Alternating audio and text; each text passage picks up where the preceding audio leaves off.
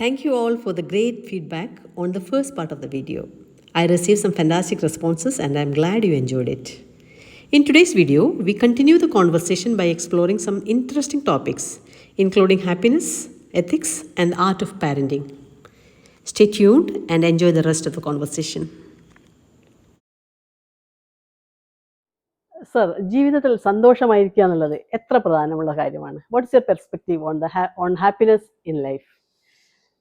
ചില സമയത്ത് ഞാൻ വിചാരിക്കും നമ്മൾക്ക് പർപ്പസ് ഇൻ ലൈഫ് ഉണ്ടെങ്കിൽ പർപ്പസ് ഓഫ് ലൈഫും ഹാപ്പിനെസ്സും അതൊരു ഇന്റർട്വൈൻഡ് ആയ പോലെ എനിക്ക് തോന്നും. കാരണം ഒന്നുണ്ടെങ്കിൽ മറ്റേതുണ്ട്, അങ്ങനെയാണോ? അല്ലെങ്കിൽ ഈ happiness is something that we have to create? രണ്ട് രീതിയിലാണ്. ഇപ്പോൾ നമ്മൾ ചെറുപ്പകാലത്ത് നമ്മൾ സർവീസ് ചെയ്യുമ്പോൾ ഹാപ്പിനെസ് ഐ വാസ് ഗെറ്റിംഗ്. ഇപ്പോൾ നമ്മൾ ഏതൊരു കള്ളനെ പിടിച്ചു, ഇല്ലെങ്കിൽ നമ്മളൊരു സ്റ്റേഷനിൽ പോയി അവിടുത്തെ കാര്യങ്ങൾ അവരോട് പറഞ്ഞു, നമ്മൾ ഇല്ലെങ്കിൽ ഒരു ഇൻവെസ്റ്റിഗേഷൻ നമ്മൾ തന്നെ ഗൈഡ് ചെയ്തിട്ട് അതിന്റെ ഫലം നമ്മൾ കണ്ടു. ഇതൊക്കെ ആ രീതിയിൽ അപ്പോൾ നമ്മൾ ചെയ്ത പണി കൊണ്ട് നമുക്ക് സന്തോഷം നമുക്ക് കിട്ടുകയായിരുന്നു. പക്ഷെ അതും അല്ലാത്ത നമുക്ക് എല്ലാ ദിവസവും നമ്മൾ ജീവിതത്തിൽ ഒരു ഹാപ്പി ആക്കാൻ നമ്മൾക്ക് സാധിക്കണം. അത് നമ്മൾ ഇപ്പോഴാണ് ഞാൻ പഠിക്കാൻ തുടങ്ങിയത്. May be just before the retirement. അത് എങ്ങനെ തന്നെത്താന്ന് അതിന് ജോലി എന്നതിന്റെ ഒരു that is not the crux point. Okay, purpose of life beyond a career. Happiness. ഇത് രാവിലെ പ്രാണായാമം ചെയ്യാൻ തുടങ്ങുമ്പോൾ that we really I started very late. In fact, I have only started in the last 6 months. Yoga sir പണ്ട് ചെയ്യുന്നല്ലേ? യോഗ ഞാൻ നേരത്തെ പഠിച്ചതാണ്, പക്ഷെ പ്രാണായാമം ചെയ്യാറില്ല. പ്രാണായാമം ഞാൻ ചെയ്യില്ല. രാവിലെ ഒരു അരമണിക്കൂർ അത് ചെയ്താൽ ഒരു ശരീരത്തിൽ ഒരു day you feel very calm. അപ്പോൾ നമ്മുടെ ഹാപ്പിനെസ്, പിന്നെ നമുക്ക് ഇഷ്ടപ്പെട്ട കാര്യം ചെയ്യാനും വേണ്ടി നമ്മുടെ സമയം കണ്ടെത്തിയിരിക്കണം. അപ്പോൾ ഉദാഹരണത്തിൽ അപ്പോൾ ജോലി ചെയ്യുമ്പോൾ നമുക്ക് പല കാര്യങ്ങളും എനിക്ക് ചെയ്യാൻ പറ്റൂല. Like I always wanted to write books.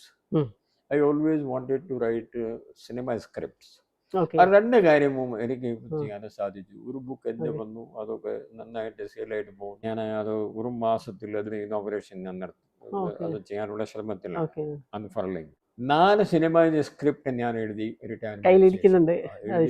Cinema നമ്മൾ ഒരു ട്രൈ ചെയ്യാനുണ്ട്. ചില പ്രൊഡ്യൂസേഴ്സ്മാരോട് സംസാരിക്കുന്നു. അത് 4 റെഡിയാണ്. അപ്പോൾ ഇവിടെ നടന്നില്ലെങ്കിൽ നമ്മൾ വേറെ തമിഴ്നാടിലോ ആന്ധ്രയിലോ പോയി നമ്മൾ ശ്രമിക്കാം. Not only your job, there are other things also in your life which can give you more happiness. That is doing the things which you like. The career li cheyadallade.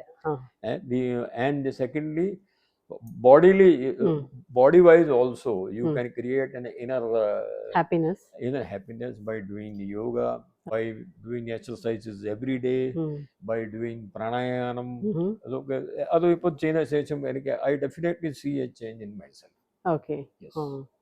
Happiness can be created apart from fulfilling your objectives in your job. അപ്പം കരിയറിന് ശേഷം, റിട്ടയർമെന്റിന് ശേഷം happy ആയിരിക്കാനുള്ള ഇതാണ് സാറിന്റെ solutions. Okay, I am sure ഒരുപാട് ആൾക്കാർക്ക് റിട്ടയർമെന്റിന് ശേഷം എന്ത് ചെയ്യുന്ന അറിയാതെ ബുദ്ധിമുട്ടുന്ന ആൾക്കാരുണ്ടാവില്ല. അപ്പം ഐ തിങ്ക് കുറെ ആളുകൾ എന്റെ ബാച്ച്മേറ്റ് കുറെ ഞാൻ നോക്കുന്നു, അവർ വീട്ടില് ഒന്നും ചെയ്യാതെ ഇരിക്കുന്നു.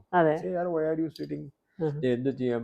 Some of them are playing, those who are in Delhi or in the big sitting, അവർ ഗോൾഫ് കളിക്കാൻ പോകുന്നു, വേറെ ഒന്നും ചെയ്യാനില്ല. I say that is not the you say you write something, then we have to create something to keep ourselves busy.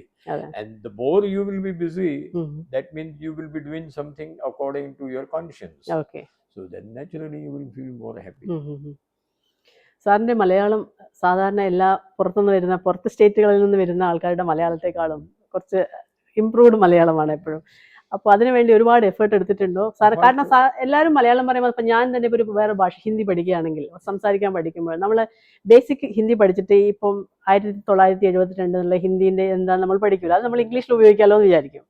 പക്ഷെ sir ഇപ്പം 1982 അങ്ങനെ ഓരോ കൊല്ലത്തിനും പേര് അറിയാം സാറിന്. അപ്പൊ അത് ഇത്ര ഡെപ്തിൽ പോയി പഠിച്ചിട്ടുണ്ടല്ലോ. രണ്ട് കാരണം, ഇത് വരുമ്പോൾ തന്നെ വേണം. ഇതൊക്കെ നമ്മൾ പഠിക്കുന്ന സമയത്തിലേ നമുക്ക് അത് പഠിക്കാൻ പാടുള്ളൂ.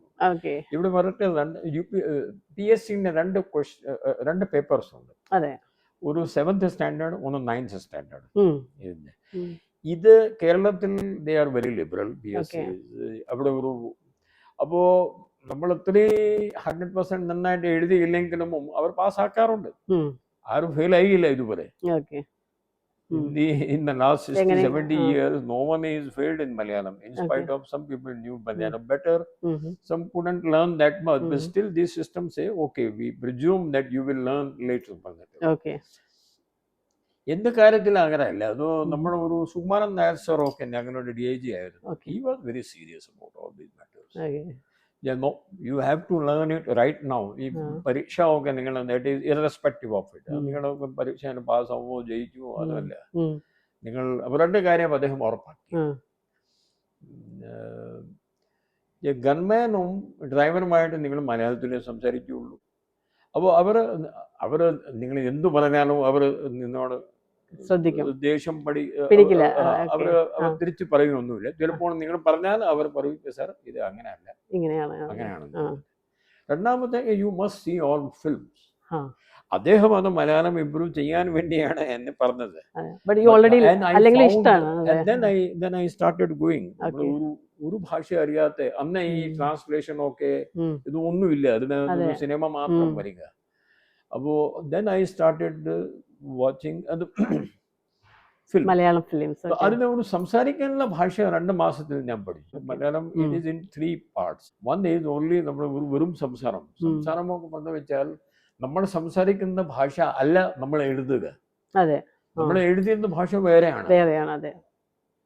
അദ്ദേഹം എവിടെ പോകുന്നു, നിങ്ങൾ എവിടേക്ക് എങ്ങോട്ട് പോകുന്നു, നിങ്ങളെ ഇങ്ങോട്ട് അല്ല ഒരു ശുദ്ധ മലയാളമാണെങ്കിൽ നിങ്ങളെ എവിടെ പോകുന്നു. പക്ഷെ സിനിമയിൽ ഇത് കേൾക്കുമ്പോഴാ അങ്ങോട്ടാ. രണ്ട് ഭാഷകളാണ്. രാമചന്ദ്രൻ രാമേന്ദ്രനെ ഉള്ളൂ അവിടെ സംസാരിക്കുന്നത്. അപ്പോൾ ആ ഭാഷ നമ്മൾ സിനിമ കണ്ടിട്ട് പഠിച്ചു. അത് നമ്മുടെ ആളുകളോട് സംസാരിക്കാൻ തുടങ്ങി. അത് ആ പ്രശ്നം തീർന്നു. പക്ഷെ പരീക്ഷ പാസ്സാക്കാൻ വേണ്ടി പരീക്ഷയിൽ സംസാരിക്കുകയും ചെയ്യണം, എഴുതുകയും ചെയ്യണം, പിന്നെ വായിക്കുകയും ചെയ്യണം. അതിനുവേണ്ടി ഒരു ടീച്ചർ വയ്ക്കാൻ അദ്ദേഹം പറഞ്ഞു. ഞാനൊരു RS ആശാരി അവിടെ ഫേമസ് ആയ ഒരാളുണ്ടായിരുന്നു. അത് എന്റെ ഭാഗ്യം കൊണ്ട് ബംഗാളിൽ എനിക്ക് കിട്ടിയതാണ്. എൻ്റെ CI ഐസക് പറഞ്ഞു ഒരു ടീച്ചർ വേണം, അദ്ദേഹം ഏർപ്പാട് ചെയ്തു. അപ്പം പിന്നെ അത് എല്ലാം AI കൊണ്ടാണ് തുടങ്ങിയത്. അതെ, എല്ലാവരും പഠിക്കും. അല്ല എല്ലാവരും എഴുതി എല്ലാം പഠിക്കും. പക്ഷേ ഇങ്ങനെ ഓരോ വർഷത്തിന്റെ ഒക്കെ പേര് അപ്പൊ നമ്മൾ ആ ഒരു 100 വരെ പഠിക്കും മാക്സിമം. പക്ഷെ ഇങ്ങനെ വലിയ ഡെപ്തിലോട്ട് പോയിട്ട് ഞാൻ അധികം ആൾക്കാരെ കണ്ടിട്ടില്ല. പിന്നെ അതിന് എനിക്ക് ഗുണം കിട്ടി. അതെ, definitely knowing any language helps. DCP ഇപ്പോ ആരും ഇല്ല, എല്ലാം മരിച്ചുപോയി. DCP ആയിട്ട് ഇവിടെ ജോലി ചെയ്യുമ്പോൾ ഈ ഡിസിപ്ലിനറി പ്രൊസീഡിങ്സിന്റെ ഒരു പ്രത്യേകം ഒരു ലാംഗ്വേജ് ഉണ്ട്, അത് എഴുതണം. ഞാൻ ഈ എൻ്റെ മുമ്പിൽ കൊണ്ടുവന്ന എല്ലാം രേഖകളും എനിക്ക് ഇനി ഓർമ്മ ഉണ്ട്. ഞാൻ സൂക്ഷ്മമായി വായിക്കുകയും പരിശോധിക്കുകയും ചെയ്തു. ഞാൻ താഴെ പറഞ്ഞ നിഗമനത്തിൽ എത്തിച്ചേർന്നു. ഒന്ന്, ഇയാള് ഈ കുറ്റം ചെയ്തിട്ടുണ്ടെന്ന് ഇത് തെളിഞ്ഞിരിക്കുന്നു. ആയതിനാൽ ഇയാളിന്റെ അടുത്ത 3 വർഷത്തിന്റെ വാർഷിക വേതന വർധനവും ഒരു 5 വർഷത്തേക്ക് ഞാൻ നിർത്തിവെച്ചിരിക്കുന്നു. I used to write. I used to tell the section clerk to stand there and see. എഴുതാൻ ഒരു തെറ്റുണ്ടാവാൻ പാടില്ല, ഒരു തെറ്റുമില്ല. അത് നമ്മുടെ രാജീവൻ സാറിന്റെ അടുത്ത് പോയി. ഇയാൾ രാജീവൻ സാറിന്റെ അടുത്ത് പോയി. അദ്ദേഹം 5 വർഷത്തൊക്കെ എഴുതി. അപ്പം ഇത് കൊണ്ടുവന്നു പരിശോധിച്ചിട്ട് പറഞ്ഞു. ക്ലർക്കിനെ വിളിച്ചു. ഇത് ആരാണ് എഴുതിയത്? സാർ അദ്ദേഹമാണ് എഴുതിയത്. ഇത് എനിക്ക് പോലും എഴുതാൻ പറ്റില്ല. Because Rajeevan sir use to tell me he studied that Malayalam which is now is no more. ഇപ്പൊ പുതിയ ഒരു മലയാളം ലിപി ഇൻ 81, 82 ഒക്കെ നമ്മളൊക്കെ ഇവിടെ വന്നിട്ട് നമ്മൾ പഠിക്കുന്നതിന് new language. We studied the new Malayalam. ഇതൊക്കെ എനിക്ക് പോലും എഴുതാൻ പറ്റില്ലല്ലോ. ദെൻ ഹി വെന്റ് ടു എനിക്ക് അദ്ദേഹം പറഞ്ഞ കാര്യമാണ്. ഗിരീഷ് ഇന്ന് എന്താ സംഭവിച്ചറിയാമോ? ഇയാള് മധുസൂദൻ സാറിന്റെ അടുത്ത് പോയിരുന്നു. ഈ വാസ് DGP. ഞാൻ ഒന്ന് വായിക്കട്ടെ, എന്താ എഴുതിയത് എഴുതുന്നു. അപ്പോൾ അത് വിളിച്ചത് ഇത് ആരാണ് നിങ്ങളുടെ ക്ലർക്കാണ് എഴുതിയത് രജുവൻ സാറിനോട് ചോദിക്കുന്നു ഇല്ല സർ ഈ ഹാസ് റിട്ടൺ ഹിംസെൽഫ്. ഓക്കെ. അപ്പോൾ അദ്ദേഹം പറഞ്ഞ മറുപടി ഒരു പുറത്ത് നിന്ന് വന്ന ഒരു പയ്യൻ ഇത്രയും പാടുപെട്ടിട്ട് കൈ കൊണ്ട് എഴുതുമ്പോൾ തന്നെ ഈ ഒരു പേജ് എഴുതുമ്പോൾ തന്നെ ഇയാൾ 1 മണിക്കൂറോ 45 മിനിറ്റോ എടുത്ത് കാണും. ഇതിന് ബദലായിട്ട് എനിക്ക് എഴുതാൻ എനിക്ക് സാഹസമില്ല. I will not change what he has written.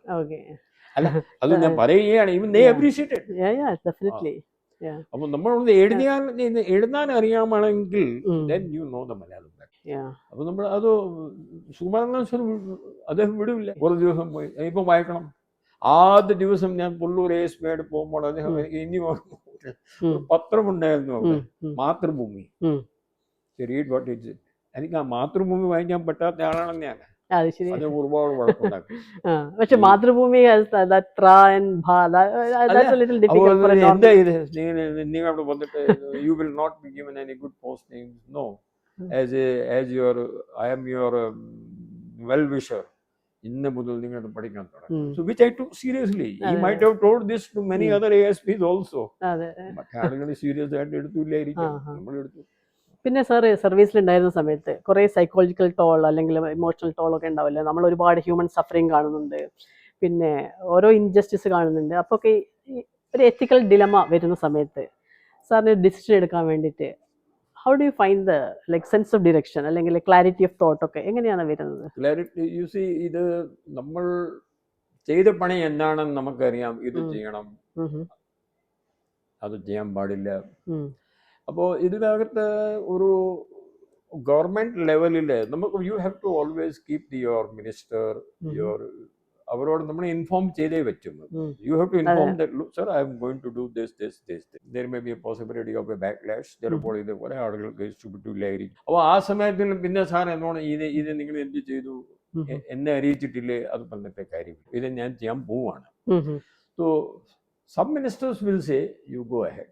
Like Aradan Mohammed was one. TP Ramakrishnan sir was another. These two people, I got the 100% support. You please go ahead with that. അപ്പോൾ അങ്ങനെയാണെങ്കിൽ നമുക്ക് പിന്നെ ഒരു പ്രശ്നങ്ങളൊന്നും കുറെ ആളെന്ന് പിടിച്ചുകൊണ്ട് വരുന്നു. നമ്മളെ റീഡ് ചെയ്ത വീട്ടിൽ തന്നെ ചിലപ്പോൾ വലിയ ആളിൻ്റെ ആണ്. അവിടെ ഒരു കറണ്ട് മോഷണവും ചിലപ്പോൾ നമുക്ക് അറിയപ്പെടുന്ന ആളുകൾ വീട്ടിൽ നിന്നും കറണ്ട് മോഷണങ്ങളൊക്കെ നമ്മൾ പിടിച്ചിട്ടുണ്ട്. അപ്പോൾ അത് നമ്മൾ but since we have told the minister then so they won't call you, then they will call the concerned minister. Our minister should not say at least you should have informed me or so. So നമ്മൾ അത് ഒരു we have to keep the informed. Sir KSEBിൽ കുറേ കാലം work ചെയ്തിരുന്നു. 2 വർഷം. Okay. Not only 1 year and twice. One for 18 months and one for 7-8 months more also. So it was twice, more than 2 years. So this is one. And secondly, നമ്മൾ എന്താണ് correct ഇത് അത് നമുക്കറിയാം. ഇത് ഉദാഹരണത്തിൽ പത്രത്തിൽ ഞാൻ വായിക്കാറുണ്ട്, നമ്മൾ ഒരു ലീഗൽ ഒപ്പീനിയൻ എടുക്കാം. ഇഫ് യു ആസ്ക് മീ, ഒരു പോലീസ് ഓഫീസറിന്റെ ലീഗൽ ഒപ്പീനിയൻ എടുക്കാനുള്ള ആവശ്യമൊന്നുമില്ല. CRPCയിൽ പോലീസിനെ പ്രവർത്തിക്കാനേ അവകാശമുള്ളൂ. ഈ നമ്മുടെ ലീഗൽ ഒപ്പീനിയനൊക്കെ നമ്മുടെ ചാർജ് ഷീറ്റ് ചെയ്ത ശേഷം നമ്മളെ പിന്നെയാണ് എങ്ങനെ അത് public prosecutor, assistant public prosecutor ഒക്കെ നമ്മുടെ ഭാഗം കേട്ടിട്ട് അവരാണ് കാര്യങ്ങൾ കോടതിയിൽ പ്രൊഡ്യൂസ് ചെയ്യുന്നത്. അവരുടെ ഇമ്പോർട്ടൻസ് അന്നേ തുടങ്ങുള്ളൂ. അപ്പൊ നമ്മുടെ കേസ് എടുക്കാൻ പറ്റുമല്ലോ നമുക്ക് നേരത്തെ അറിഞ്ഞൂടെ? CRPC വായിച്ചാൽ മനസ്സിലാവുമല്ലോ. So I don't agree with this. In my life of 37 years, I never took any legal opinion. No legal opinion. You already know. Your constitution doesn't allow you to take. Our പന്തിനിങ്ങനെയാണ് നിങ്ങൾ police ഓഫീസറായിട്ട് പണിയെടുക്കണം. അത് IPC CRPC നോക്കിയിട്ട് പണിയെടുക്കുക. അതിനകത്ത് ചെയ്യാൻ പറ്റിയില്ലെങ്കിൽ അതിന് വകുപ്പുണ്ട് CRPC. ഈ case ഇങ്ങനെയുള്ള സിവിൽ നേച്ചറിനെ സംബന്ധിച്ചുള്ള കേസുകളിൽ കേസ് എടുക്കാൻ പാടില്ല. അത് നമ്മൾ വന്ന ആളിന് അത് എഴുതി തരാനുള്ള വകുപ്പുണ്ട്. സുഹൃത്തെ, നിങ്ങൾ വന്ന കേസിൽ ഒരു സിവിൽ കോടതിയിൽ പോകണം. ഇതിന്റെ അത് ക്രിമിനലിറ്റി ഒന്നും അങ്ങനെയാണ് കാര്യം. അപ്പോൾ അങ്ങനെയാണെങ്കിൽ കൺഫ്യൂഷൻ ഒന്നുമില്ല. നമ്മൾ തന്നെയാണ് കൺഫ്യൂഷൻ ചിലപ്പോൾ ഉണ്ടാക്കുന്നത്. നമുക്ക് ചെയ്യാൻ പറ്റുവാണെങ്കിൽ നമ്മൾ ചെയ്യുക. പക്ഷെ ചെയ്യുന്നതിന് മുമ്പ് അതിനെ ഒരുപാട് ഇതിന് കോൺസിക്വൻസസ് ഉണ്ടാക്കാൻ പോകുന്നു. അറിഞ്ഞിട്ട് keep the keep your keep your minister or your DGP or whoever is Informed. informed. Okay. ഇത് ഞാൻ ചെയ്യാൻ പോകുന്നു, ഇത് അതെ. ചിലപ്പോൾ സംഭവിക്കും. അതിനുവേണ്ടി ചെയ്യണോ ഇല്ലയോ എന്ന് പെർമിഷൻ അവരോട് വേണ്ട. That you already know what to do. Okay. അപ്പോൾ അങ്ങനെയാണെങ്കിൽ even in schools they ask me എന്താണ് ജോലി ചെയ്യുമ്പോൾ നഗരത്തിന്റെ മേളിൽ സമ്മർദ്ദം ഉണ്ടായിരുന്നു. ആക്ച്വലി അത് ഒരിക്കലും എനിക്ക് ഉണ്ടായിട്ടില്ല. Okay. ഉണ്ടായിട്ടില്ല എന്ന് പറഞ്ഞു വെച്ചാൽ because either you do the correct thing or you don't do the wrong thing. Yeah. Political pressure ഉണ്ടാവാം, പക്ഷേ we don't need to listen to them. കേൾക്കണം. ഇത് ഒരു ജനാധിപത്യമാണ്. ഇതിനകത്ത് ഒരു MLA, ഒരു MP, ഒരു മിനിസ്റ്റർ, ഒരു പഞ്ചായത്ത് മെമ്പർ അവരാരോട് വിളിക്കും? അവർക്ക് അടുത്ത് കുറെ ആൾ പോകുന്നു, സാർ ഞങ്ങളുടെ കാര്യം നടക്കുന്നു. അപ്പൊ ഒരു ജില്ലേന്റെ ഇൻചാർജ് SP ആയിട്ടിനോട് അവർ വിളിച്ചില്ലെങ്കിൽ പിന്നെ അവർ ആരോട് സംസാരിക്കുക? We should listen to everyone. അപ്പോൾ നമ്മൾ ചെയ്തപടി ശരി നോട്ട് ചെയ്തു, ഞാനിത് എന്താണ് ഇതിൻ്റെ നമ്മുടെ വസ്തുസ്ഥിതി എന്താണ് ഞാൻ തിരിച്ചറിയിക്കാം. അപ്പോൾ ഞാൻ അന്വേഷിച്ചതിന് ശേഷം മിനിസ്റ്റർ, MLA, MP അവരോടൊക്കെ പറയുകയായിരുന്നു, വിളിച്ചിരുന്നു, ഇതാണ് കാര്യം, പക്ഷെ ഇത് അങ്ങനെയല്ല ഇങ്ങനെയാണ്. ആരും കേരളത്തിൽ പിന്നെ ആരും വിളിക്കുന്നു. അപ്പോൾ ഫൈൻ, ഇവിടെ ഇത്തിരി സാക്ഷരമായ നാളിൽ ആരും തർക്കിക്കുകയില്ല, എന്നോട് ആരും തർക്കിച്ചിട്ടൊന്നും. But they deserve to be given a proper answer. അതല്ല ഇത് നമ്മുടെ once you explain they will understand. That's what you say. Okay. In 37 years everybody understood. ഒരാളുടെ വ്യക്തിത്വം, പേഴ്സണാലിറ്റി, അല്ലെങ്കിൽ ഒരാളുടെ സ്വഭാവം, അല്ലെങ്കിൽ ഒരു ജീവിതം തന്നെ ഷേപ്പ് ചെയ്യുന്നതിൽ പാരൻസിൻ്റെ പങ്ക് ഭയങ്കര ഇൻഫ്ലുവൻഷ്യൽ ആണ്. ചിൽഡ്രൻ റിഫ്ലെക്ട്സ് ദെയർ പാരൻസ് എന്നാണല്ലോ പറയുക. അപ്പോൾ സാറിൻ്റെ പാരൻസിനെ പറ്റി എൻ്റെ ഓഡിയൻസിനോട് ഒന്ന് പറഞ്ഞു കൊടുക്കാൻ പറ്റുമോ? പാരൻസിൻ്റെ കാര്യത്തിൽ രണ്ട് രീതിയിലാണ് പാരൻസിൻ്റെ കോൺട്രിബ്യൂഷൻ ഉണ്ടാകുന്നത്. ഒന്ന്, ഒരു കുട്ടി ഒന്നും ചെയ്യുന്നില്ല, ഉദാഹരണത്തിൽ കുട്ടിക്ക് ഒരു ദിശാബോധമില്ല, ഒരു അവസ്ഥ ഉണ്ടെങ്കിൽ പാരൻസ് ഇയാളെ തീർച്ചയായിട്ടും ഗൈഡ് ചെയ്യണം, നിങ്ങൾ ഇത് ചെയ്യണം, അത് ചെയ്യണം. അപ്പൊ യങ് ഏജിൽ ചെറിയ കുട്ടികളാവുമ്പോൾ എല്ലാ കുട്ടികളും യങ് ഏജിലൊക്കെ ഒന്നും അറിയില്ലല്ലോ, പഠിക്കുമ്പോഴൊക്കെ ആ സമയത്തിൽ ഈ ഹയർ സെക്കൻഡറി കഴിഞ്ഞിട്ട് ഉടനെ എന്തെങ്കിലും ഒരു പരീക്ഷ കൊടുക്കാനുള്ള അങ്ങനെ ഒരു വ്യവസ്ഥ ഇല്ലായിരുന്നു. അങ്ങനെ ഒരു ആ രീതിയിലോ അങ്ങനെ ഒരു ആ സമയത്ത് അങ്ങനെയായിരുന്നു. അതെ. പിന്നെ ഞാൻ സയൻസിന്റെ സ്റ്റുഡന്റ് അല്ലായിരുന്നു, അതുപോലെ തന്നെ ആർട്സ് സ്റ്റുഡന്റ്. ആർട്സിലൊക്കെ അങ്ങനെ ഒരു ഹയർ സെക്കൻഡറി കഴിഞ്ഞിട്ട് ഒരു പരീക്ഷ കൊടുക്കാറുള്ള അങ്ങനെ ഒരു താല്പര്യം, അങ്ങനെ രാജസ്ഥാനിലൊക്കെ അങ്ങനെ അതിനെ സംബന്ധിച്ച് ഒരു ആക്ടിവിറ്റി ഒന്നും ഉണ്ടായിരുന്നില്ല. സാറിന്റെ സബ്ജക്ട് എന്തായിരുന്നു?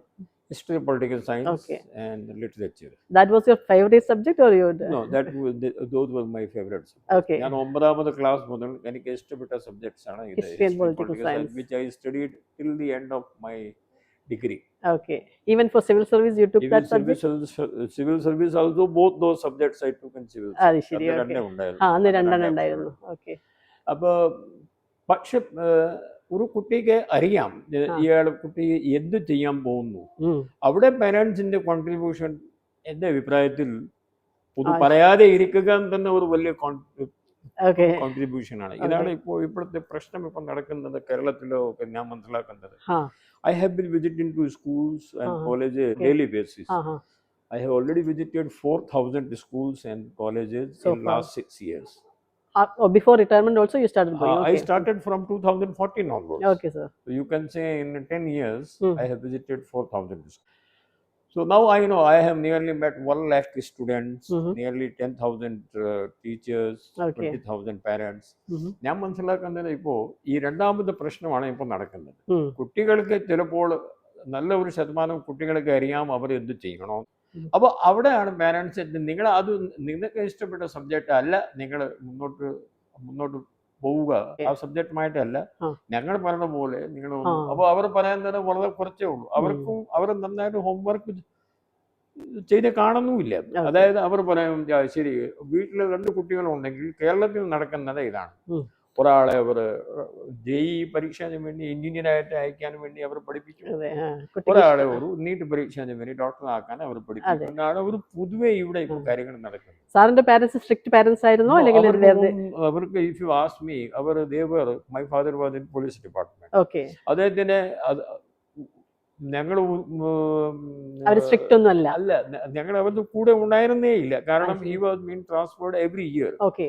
and he used to be posted in villages. I mean, he Okay. was inspector. Okay. Okay. So then I made my base in a place like I was also being transferred everywhere. So then nowhere in my 11 years of career, അന്ന് higher secondary 11th വരെ ഉണ്ടായിരുന്നുള്ളൂ. I have studied 11th വരെ. Okay. 11th വരെ ഉണ്ടായിരുന്നു. 10 സ്കൂളിലാണ് ഞാൻ പഠിച്ചത്. to 11th in Rajasthan. അപ്പോൾ അവർക്ക് നമ്മളോട് പറയാനൊന്നുമില്ല. ഈ പോസ്റ്റ് ഗ്രാജുവേഷൻ കഴിഞ്ഞിട്ട് നമുക്ക് UPSC പരീക്ഷ നമ്മൾ തന്നെ എഴുതണം. നമ്മളൊരു തീരുമാനം എടുത്തിട്ടാണ്. അതുപോലെ നമ്മുടെ പോസ്റ്റ് ഗ്രാജുവേഷൻ സബ്ജക്റ്റും ഞാൻ ഹിസ്റ്ററി എടുത്തത്. പിന്നെ BA കോഴ്സിലും ഈ 2 സബ്ജക്റ്റ് നമ്മൾ UPSCയിൽ വേണ്ടി വരും. നമ്മുടെ ഡിഗ്രിയും നമ്മൾ ചെയ്തത് ആ 2 സബ്ജക്റ്റ്. ഓക്കെ. അപ്പോൾ സാറിന് ഇത് സിവിൽ സർവീസ് എന്നുള്ള ഒരു ഐഡിയ എവിടെ നിന്നാണ്, അതിന്റെ സീഡ് എവിടെയാണ് തുടങ്ങുന്നത്? സാർ സ്വന്തം തന്നെ ഇത് പറയുന്നത് ഈ സ്റ്റേറ്റ് ലെവലിൽ രാജസ്ഥാൻ സ്റ്റേറ്റിന്റെ പരീക്ഷകൾ എല്ലാ വർഷവും രാജസ്ഥാൻ സ്റ്റേറ്റിലും ഉണ്ടല്ലോ. എല്ലാ സ്റ്റേറ്റിലും ഉണ്ടല്ലോ administrative service, Rajasthan police service ഒക്കെ. അത് എല്ലാ വർഷവും ഉണ്ടാവില്ല. ഉണ്ടാവുമ്പോൾ പേപ്പർ ലീക്ക് ആവും അന്നത്തെ കാര്യം. പിന്നെ ഒരു പരീക്ഷ ഞാൻ എഴുതി, അത് ഞാൻ പാസ്സായിട്ട് പോലുമില്ല. അതേസമയം നമ്മുടെ UPSCന്റെ കാര്യങ്ങൾ നമ്മൾ എപ്പോഴും നോക്കും. എല്ലാ വർഷം പരീക്ഷ നടക്കുന്നു. അവിടെ ഈ കോപ്പി അടിയുടെ പ്രശ്നമേ ഇല്ല. കാരണം UPSCന്റെ ചോദ്യങ്ങളിൽ ഒരു ബുക്ക് എടുത്തുണ്ടായാലും ഒരു പ്രയോജനമില്ല. ഒരിക്കലും UPSCന്റെ എന്തു കാരണം പറയാം, ഇത് നമ്മുടെ പേപ്പർ നമ്മൾ ഔട്ട് ആയില്ല, അനാലിറ്റിക്കൽ ആയിരിക്കും, പേപ്പർ ലീക്ക് ആയിട്ടില്ല. അത് അനാലിസിസ് ആണ്. അത് പഠിച്ച ആളിനെ മറുപടി പറയാൻ പറ്റുള്ളൂ. അറ്റ്ലീസ്റ്റ് ഹിസ്റ്ററി, പൊളിറ്റിക്കൽ സയൻസിന്റെ കാര്യം ചോദിക്കുകയാണെങ്കിൽ അതൊക്കെ നമ്മളെ അങ്ങനെ നമ്മള് UPSCയിലും വരുന്നുള്ള ചോദ്യം എവിടെയെങ്കിലും വായിച്ച് എഴുതാൻ പറ്റുന്നേ ഇല്ല. ഞാൻ 2 ഉദാഹരണം പറയാം. പൊളിറ്റിക്കൽ സയൻസിൽ അന്ന് 60 മാർക്സിന്റെ ഒരു ചോദ്യം വന്നു. What is political science? Is it art or science? ഇത് എവിടെ ലോകത്തിൽ എവിടെ പോയി നോക്കിയാലും ഇത് ആരും പഠിപ്പിക്കുന്നുമില്ല. ഇത് അങ്ങനെ ഒരു ചോദ്യം. പക്ഷെ 9th ക്ലാസ്സിൽ എനിക്ക് ഒരു ഡിസ്കഷൻ ഉണ്ടായിരുന്നു ക്ലാസ്സിൽ. ആ ഡിസ്കഷൻ എന്നെ ഓർമ്മയിൽ വന്നു. It is not arts, it is science. 60 മാർക്സിന്റെ ചോദ്യം ഗൂഗിളിലും ഉണ്ട്. 1984ന്റെ ആൻസർ. അപ്പോൾ സാർ 9th ഗ്രേഡിൽ ഓർത്തിട്ടുള്ളതാണോ ഫുൾ ആൻസർ എഴുതിയിട്ടുള്ളത്? അത് നമ്മൾ ആലോചിച്ചിട്ട് നമ്മൾ എഴുതി. I got 177 marks. That is first class out of 300. Second question came in history. എല്ലാവർക്കും അറിയാവുന്ന കാര്യമാണ്. Prove that Muhammad Tughlaq was a genius. ഇത് ഒരിക്കലും you will never find. ഇതിനകത്ത് കോപ്പി അടിക്കാൻ പറ്റില്ല. അത് ആദ്യത്തെ ഇയാൾ എന്തൊക്കെ ചെയ്തു നമ്മൾ അറിഞ്ഞിരിക്കണം. പിന്നെ പൊതുവെ ബുക്കുകളിലൊക്കെ ഇതിന് ഒരു ധാരണ ഉണ്ട്, ഇയാളൊരു മണ്ടനായിരുന്നു, ഇയാളത് ഒന്നും ചെയ്യാൻ പറ്റിയിട്ടില്ല. He made the Indian capital from Delhi to Daulatabad. That is in the middle of the country. Daulatabad ഒക്കെ മഹാരാഷ്ട്രയിലൊക്കെയാണ്. Then he started currency. I mean, ഇയാൾ ചെയ്ത ആ പണി എന്ന് പറഞ്ഞാൽ ഇത് ഒരു he was nearly 500 years ahead of his time. So then we proved him. ഇങ്ങനെയൊക്കെ കാര്യങ്ങൾ വിചാരിച്ച് എടുത്തിട്ടാണ് I got highest marks in India. 200 out of 300. അപ്പോൾ പേരൻസിന്റെ റോൾ കൊണ്ടാണ് നമ്മൾ തുടങ്ങിയത്. പേരൻസിന്റെ റോൾ ചില കാര്യത്തിൽ ഇൻഫ്ലുവൻസ് ചെയ്തിട്ടില്ല. പേരൻസിന്റെ ഇൻഫ്ലുവൻസ് ഉണ്ടായി ഇല്ല. അതും തന്നെ ഒരു വലിയ ഇൻഫ്ലുവൻസ് ആയിട്ടാണ് ചില കേസിലൊക്കെ നാം കാണേണ്ടത്. അപ്പൊ ഏതൊരു കുട്ടിക്ക് ഇപ്പോ ഉദാഹരണത്തിൽ ഇപ്പൊ കുട്ടിക്ക് ആർട്ടിഫിഷ്യൽ ഇന്റലിജൻസിന്റെ ഒക്കെ സമയമാണല്ലോ. ഇപ്പൊ artificial intelligence, cyber security, robotics, ഇങ്ങനെ നമ്മുടെ മെഷീൻ ലേണിംഗ്, ഇതൊക്കെ പുതിയ സബ്ജക്ട്സ് ആണ്. കുട്ടികൾക്ക് വലിയ താല്പര്യവും ഉണ്ട്. ഒന്ന് ആലോചിച്ച് നോക്കണം വേണം. ആർട്ടിഫിഷ്യൽ ഇന്റലിജൻസ് ഇഷ്ടപ്പെട്ട ഒരു കുട്ടി പേരന്റ് ചിലപ്പോൾ അച്ഛൻ പറയുകയാണ്, ഇതൊക്കെ ഒന്നും വേണ്ട, നിങ്ങളൊക്കെ പോയി നീറ്റ് പരീക്ഷ എഴുതിയാൽ മതി. അപ്പോൾ നീറ്റ് പരീക്ഷ ഇയാൾ പാസ്സാക്കില്ല എന്ന് ഉറപ്പാണ്. ഇയാൾക്ക് ഇഷ്ടപ്പെട്ട സബ്ജക്ട് പഠിക്കാൻ പറ്റാതെ പഠിക്കാൻ. പാരന്റ്സ് നല്ല ഇന്റൻഷൻ, ചിലപ്പോൾ അവർ ജോലി സ്കോപ്പ് നോക്കിയിട്ട് ചെയ്യുന്നതായിരിക്കും, എന്നാലും അത് it's not going to help. എല്ലാ പാരന്റ്സിന് അത് വേണ്ടത്. ഞാൻ കുറെ ട്യൂഷൻ ഏർപ്പാട് ചെയ്തോളും, ഇയാൾ പാസ് ആയിക്കോളും, ഇയാൾ ഒരു ഡോക്ടർ ആയിക്കോളും, പിന്നെ എന്റെ ദൗത്യം തീർന്നു. പക്ഷെ അത് അതിനു വേണ്ടി ഈ കുട്ടീന്റെ ഇഷ്ടമില്ലാത്തൊരു കാര്യത്തിലേക്ക് കുറെ കാലം ഇഷ്ടം കൂടെ ജീവിക്കുകയും വേണം. ചെയ്യും. ഇഷ്ടം അതെ. കുട്ടികൾക്ക് ഇല്ല. അതുകൊണ്ടാണ് 30 lakhs അതെ. people write NEET പരീക്ഷ every year. Only the first 3,000 ranks are ഒന്ന് കൊള്ളാവുന്ന റാങ്ക് 3000 ഒക്കെ പറയുള്ളൂ. അതെ. That is not even 1%. അതെ. അപ്പൊ സാറ് പറഞ്ഞ സാറിന് ഒരു ഇൻഫ്ലുവൻസ് ഇല്ലാത്തതുകൊണ്ട് അധികം ബുദ്ധിമുട്ടിക്കാത്തതുകൊണ്ട് സാറിന് സ്വന്തം ഇഷ്ടത്തിന്റെ കാര്യങ്ങൾ ചെയ്യാൻ പറ്റി. അതുകൊണ്ട് that's why you reach All children should be allowed to think about that. So അപ്പോൾ you copied your parents in when you were parenting also you copied your parents? Okay. നമ്മുടെ കുട്ടികൾ ഈ രണ്ടാൾക്കും എന്നെ ആളുകൾ ചോദിക്കാറുണ്ട്. I have 2 children, one boy, one girl. നിങ്ങളും civil സർവീസിന് ഞാൻ ഇപ്പോൾ ഇനിയും ഞാൻ സിവിൽ സർവീസിന് മെന്ററിങ് ചെയ്തു കൊണ്ടിരിക്കുകയാണ്. എനിക്ക് കുട്ടികളെ പഠിപ്പിക്കാൻ ഇഷ്ടമാണ്. പക്ഷേ എൻ്റെ സ്വന്തം കുട്ടികൾ അവർക്ക് ഒരു താല്പര്യമില്ല. സ്കൂളിലും പറഞ്ഞു ഞങ്ങൾ സിവിൽ സർവീസിലേക്ക് ഇല്ല. ഒരാള് അനിമേഷൻ ആർട്ടിസ്റ്റ് ആയിട്ട് പോയി. പുള്ളിക്ക് അനിമേഷനിൽ താല്പര്യമുണ്ട്. ഒരാൾ സൈക്കോളജി ടീച്ചർ ആക്കാൻ താല്പര്യമുണ്ട്. അത് സ്കൂളുകളിൽ തന്നെ പറഞ്ഞതാണ് അവർ. ഇപ്പൊ ഒരു സ്കൂളിൽ തന്നെ ഈ കാര്യം പറഞ്ഞതാണ് അവർ. അത് ശരിയോ?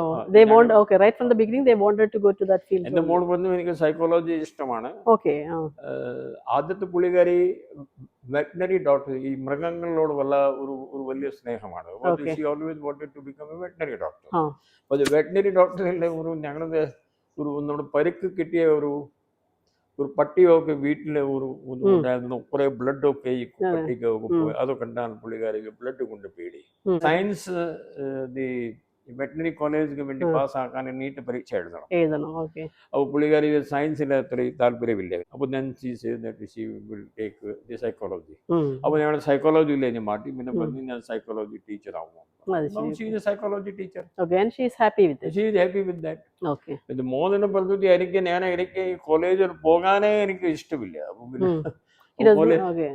So 12th class കഴിഞ്ഞിട്ട് he did a diploma outside education loan ഏർപ്പാടൊക്കെ ചെയ്തു. ആ ഡിപ്ലോമ കഴിഞ്ഞിട്ട് he came back in 2015. He started working when he was in 1989 born. So from 16 years he got into a private company, animation company in Bombay. And then he went to a better private company. Then he went to the Bangalore. Steven സ്പിൽബർഗിന്റെ ഒരു studio ഉണ്ടായിരുന്നു. It is on there. Online പരീക്ഷ ഒക്കെ ഉണ്ട് ഇതില്. അവർ 3 മണിക്കൂറിൽ അത് ചെയ്യാൻ പറയും. You have now time. Your time starts now. Send back to us. And then animation ഒക്കെ ആ സമയത്ത് സ്റ്റാർട്ട് ചെയ്തിട്ടല്ലേ ഉണ്ടാവുള്ളൂ. animation ഒക്കെ സ്റ്റാർട്ട് ചെയ്യുന്നേ ഉള്ളൂ 2015 ഒക്കെ. Then he became professional. He went to London. From there he went to a couple of countries and now he is in the Disney studio. He is working with the Disney. Los Angelesലാണ്. ഇപ്പോൾ അടുത്ത് വന്ന Moana 2 അത് പുള്ളിയാണ് ഉണ്ടാക്കിയത്. He and his team. How many movies so far he has he has made 18 movies. That's a great job, sir. A lot of people may not be knowing about animation can lead to this. ഇത്ര വലിയ success story ആവാൻ പറ്റുന്നുള്ളത്. Tinkerbell. His films are like Tinkerbell, Frozen, the the Super Pets, then Wish. അടുത്ത കാലത്ത് Wish. അങ്ങനെ ഒരുപാട് movies. Sir, thank you for taking your time and coming for this.